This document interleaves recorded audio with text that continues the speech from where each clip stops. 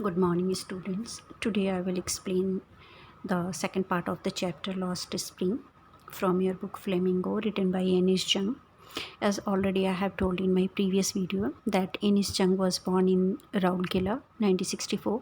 She was journalist and columnist for the major newspaper in India and abroad, and whose most noted work, Unveiling India 1987, is a detailed chronicle of the lives of the women in India, noted especially for the depiction of Muslim women behind the Parda system.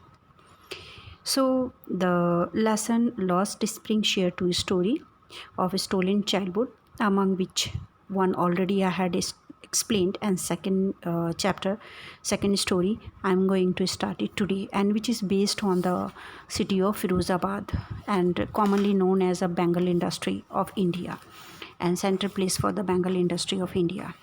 So here the name of the story is I Want to Drive a Car, and the main character of this story is the Mukesh. Mukesh insists on being his own master. I will be a motor mechanic, he announced. Mukesh जो है अपने life का मालिक खुद बनना चाहता है और कहता है नरेटर को यानी कि राइटर को कि वो एक मोटर मैकेनिक बनना चाहता है. So do you know anything about car, I ask. Writer जो है नरेटर जो है वो उससे पूछती है कि क्या तुम्हें कार के बारे में कुछ पता भी है. I will learn to drive a car, he answer, looking straight into my eyes. His dream looms like a mirage amidst the dust of streets that fill his town Firozabad, famous for the bangles. कहता है कि मैं drive करना सीख लूँगा और उसकी आंखों में बहुत तेज़ी की चमक होती है. उसका सपना जो है एक मिराज की तरह है. जैसे राजस्थान में और रेगिस्तान में जब हम जाते हैं तो दूर से देख करके लगता है कि पानी जो है वो पास में ही है, मिराज सा बन जाता है, और जब हम उसके पास पहुंचते हैं तो वो हमारा एक इल्यूज़न यानी कि भ्रम निकलता है. एक्चुअल में पानी वहाँ पे नहीं होता है. सो जो फ़िरोज़ाबाद है वो बैंगल इंडस्ट्री के लिए काफ़ी फेमस है और यहाँ पे सभी लोग बैंगल्स बनाने का काम करते हैं. तो एक बहुत बड़ी बात है कि वो एक मोटर मैकेनिक बनना चाहता है, उसकी आंखों में कोई दूसरा सपना है. So every other family in Firozabad is engaged in making bangles. It is the center of India's glass-blowing industry, where families have spent generations working around furnaces, welding glass, making bangles for all the women in the land, it seems.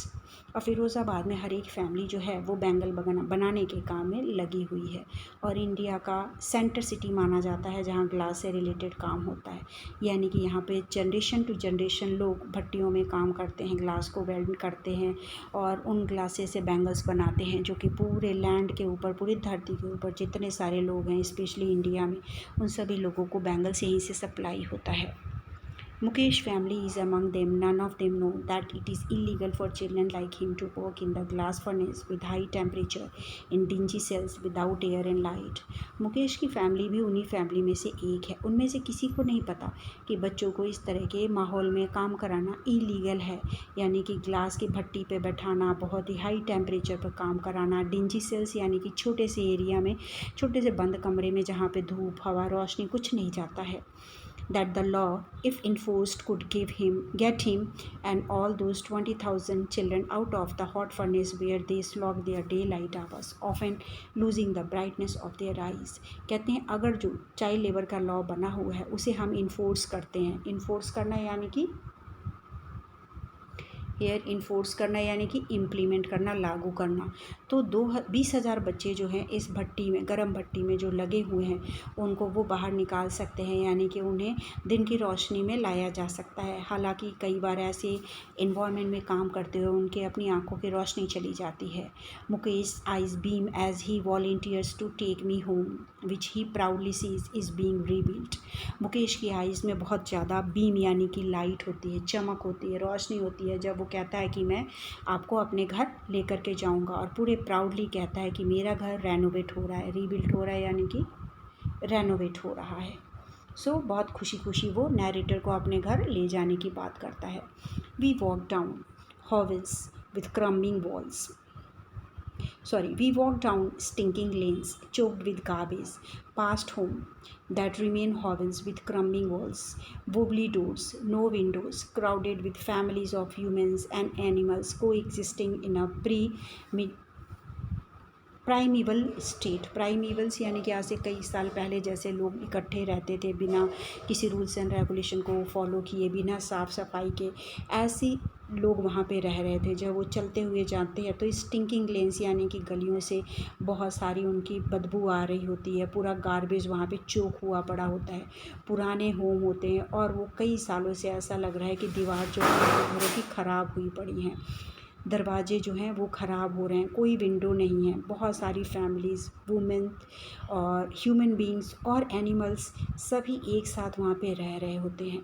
ऐसा वहाँ का environment होता है जिस environment में मुकेश और उनकी family survive कर रहे होते हैं। He stops at the door of one such house, bangs a wobbly iron door with his foot and pushes it open. वो ऐसे ही एक घर के दरवाजे पे खड़ा होता है और गेट पे अपने पैरों से वुबली आयरन डोर यानी कि जो पुराना सा जंग लगा हुआ लोहे का दरवाज़ा होता है, अपने पैरों से उस पर मारता है और उसे पुश करके ओपन कर देता है। We enter a half built shack in one part of it, thatched with the dead grass.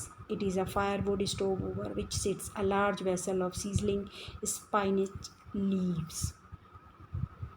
हम एक आधे बने बनाए घर के अंदर एंटर करते हैं जिसके एक हिस्से में बहुत सारा डेड ग्रास यानी सूखे हुए घास रखे हुए हैं।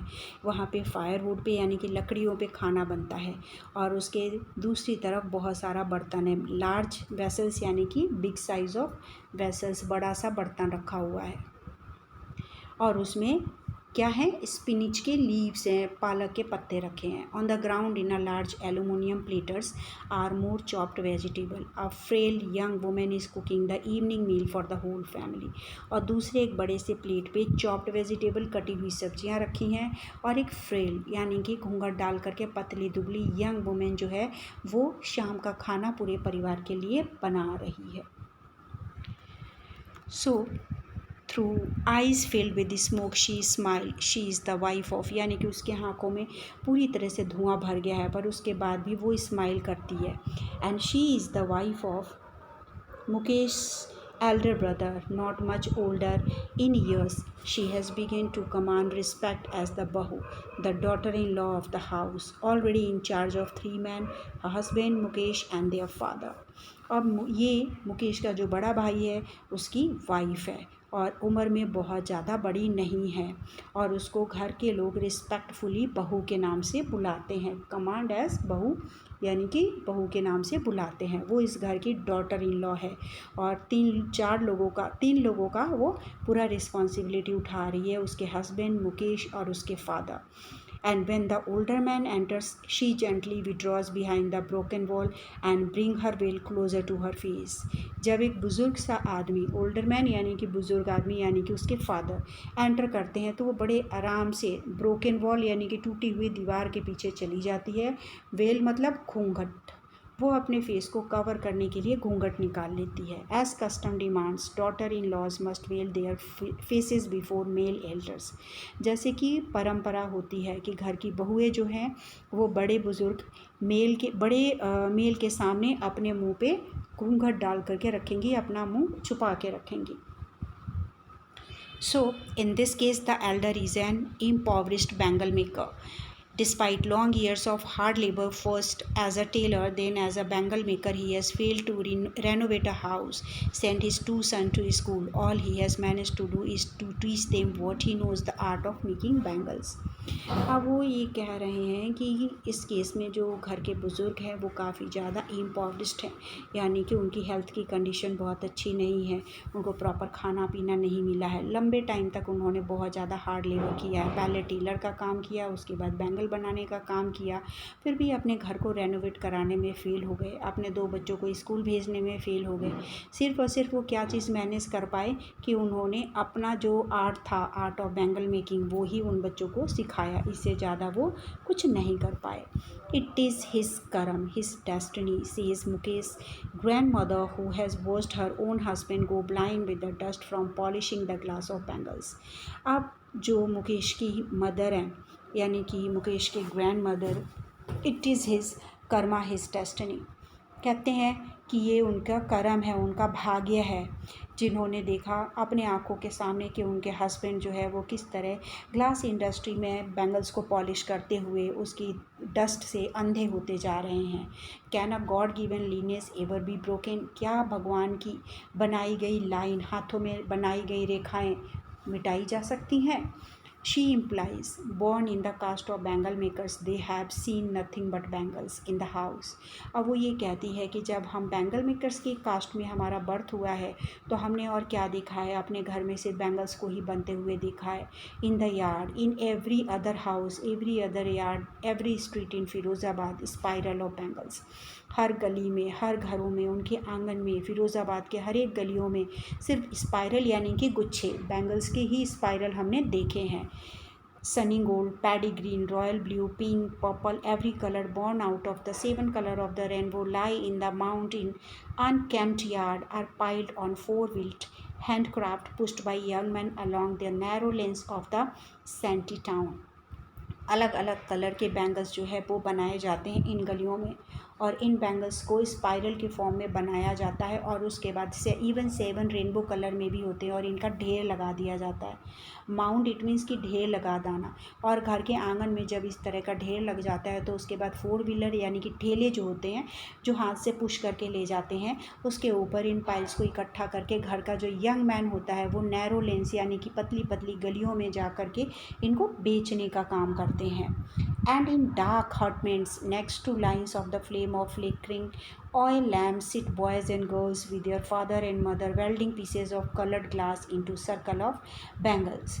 और अंधेरे से, डार्क से झोपड़ी में, नेक्स्ट गली में जो थोड़ी थोड़ी सी लैम्प की ऑयल की वजह से लैम्प की लाइट जो फ्लिकरिंग कर रही होती है, फ्लेम लाइट हल्की हल्की जो पड़ रही होती है, उसी के नीचे बॉयज़ और गर्ल्स, बच्चे, लड़कियां और लड़के बैठ करके अपने मदर फादर के साथ जो कलर्ड ग्लासेस हैं उनकी वेल्डिंग कर रहे होते हैं और फिर बैंगल्स बना रहे होते हैं. Their eyes are more adjusted to the dark than to the light outside. That is why they often end up losing their eyesight before they become adults. और उनकी आँखें जो हैं वो अंधेरे को लेकर के ज़्यादा एडजस्ट होती हैं और दिन के लाइट में वो ज़्यादा प्रॉब्लम फेस करते हैं. और यही वो रीज़न है कि उनकी आँखों की नेचुरल रोशनी जब तक वो एडल्ट होते हैं, जवान होते हैं, जा चुकी होती है, वो अंधे हो चुके होते हैं. Savita, a young girl in a drab pink dress, sits alongside an elderly woman soldering pieces of glass.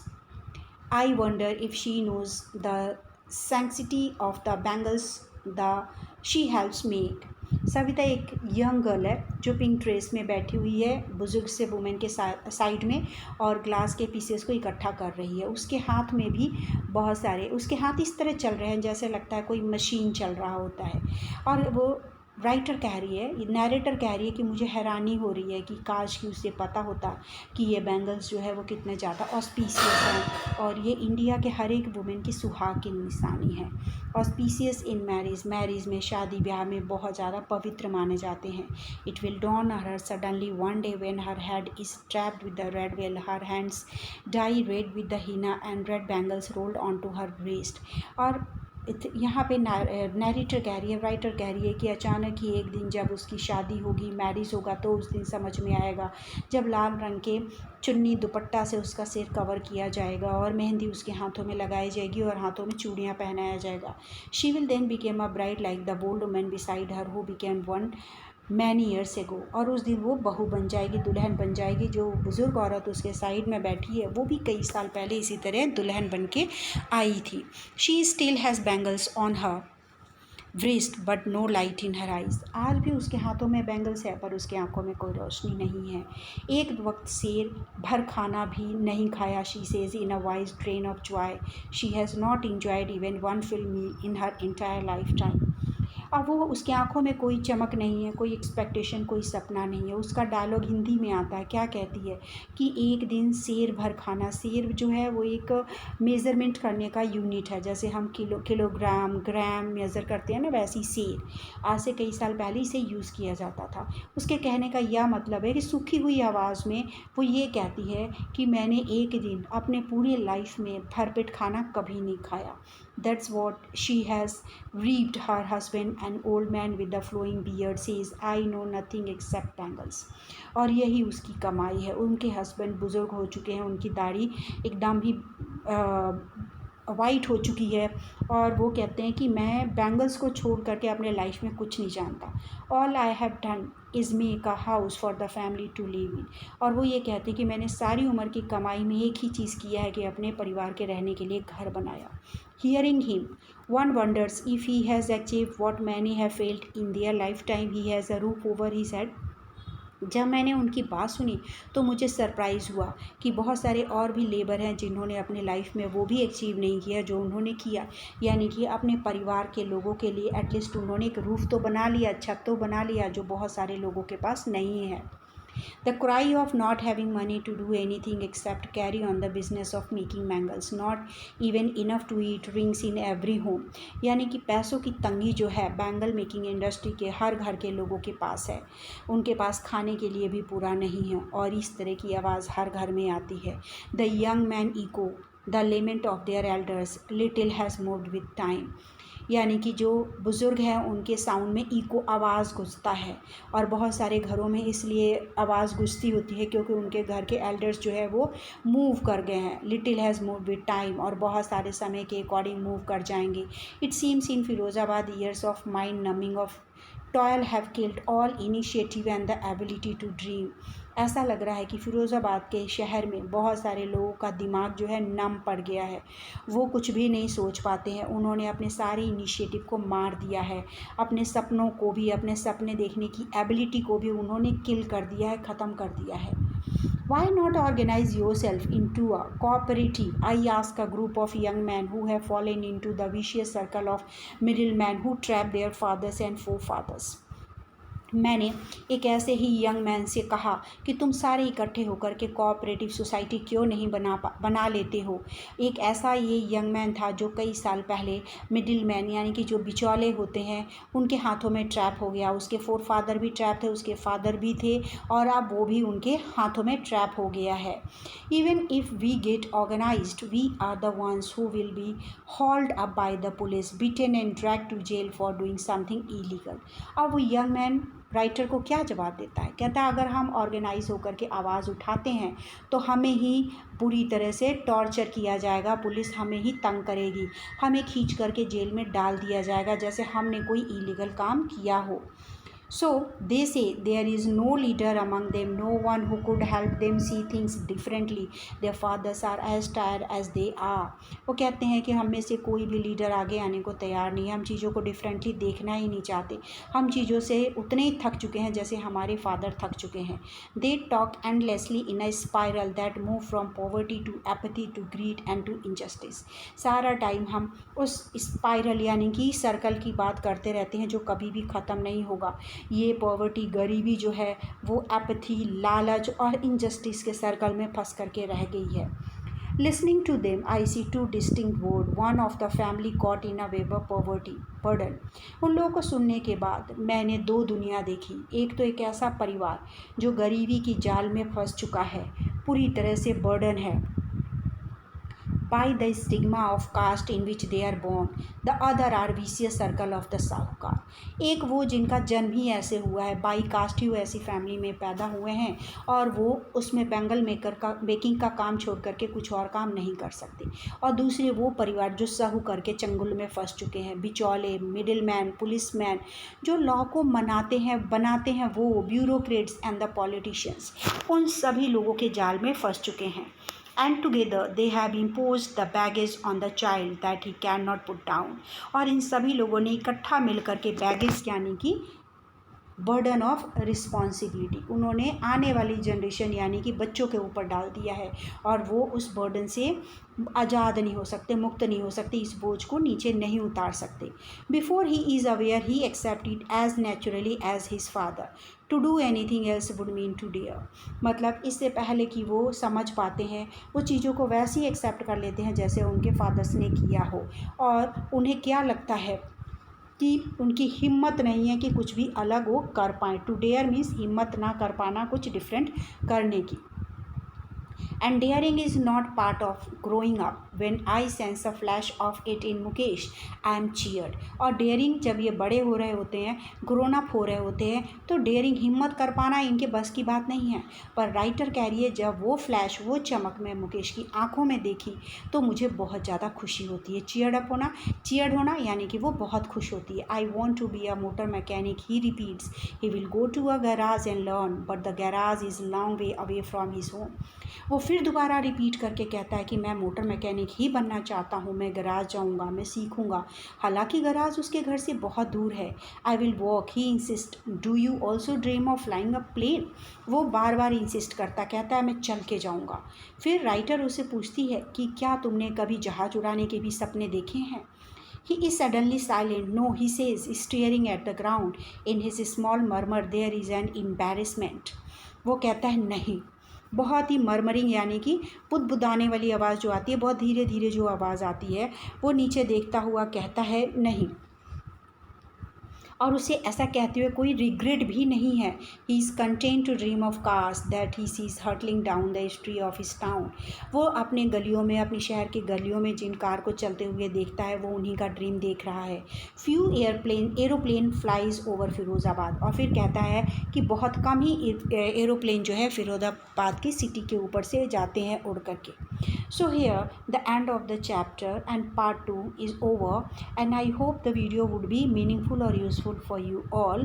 In this story we came to know that child labor is an illegal task at anyhow poor family, and the families who are bounded or trapped in the web of poverty are going to spoil the childhood of their own kids. So if someone is having the hope, expectation, can fight, so better to bring or have some expectation, have some dream for your future instead of killing them. Do your efforts, definitely your dream would be fulfilled. Thanks.